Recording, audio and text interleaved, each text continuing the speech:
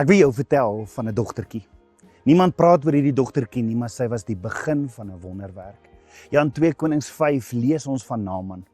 En hy was ook nie sommer net iemand nie. Hy was 'n dapper soldaat. Hy was 'n leier. Hy was 'n held in die oorlog. Die woord sê selfs, deur hom het Abba Vader oorwinning gegee op die oorlogveld. Ja, hy was 'n dapper man. Maar dan, hy was melaats. Met ander woorde, hy was sterk aan die buitekant, maar gebreek hier in die binnekant. Soos baie van ons mans. En toe kom 'n klein dogtertjie in hierdie verhaal. Sy was 'n gevangene, 'n slaaf, onbelangrik in mense se oë.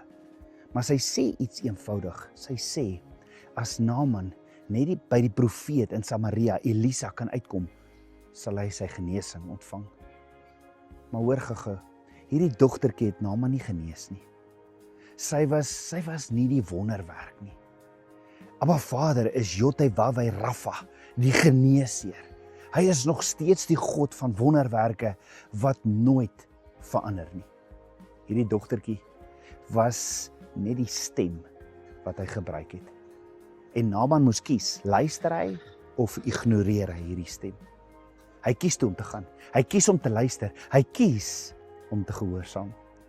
En daarin gehoorsaamheid ontmoet hy sy genesing en sy wonderwerk.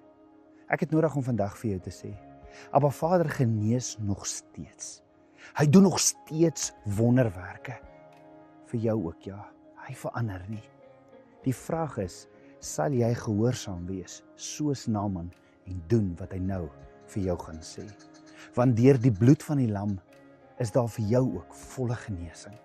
As jy glo Abba Vader kan genees, en jy kies om te luister wanneer hy praat, tik in die kommentaar, ek sal luister as God praat, en deel hierdie graag met iemand wat dit moet hoor.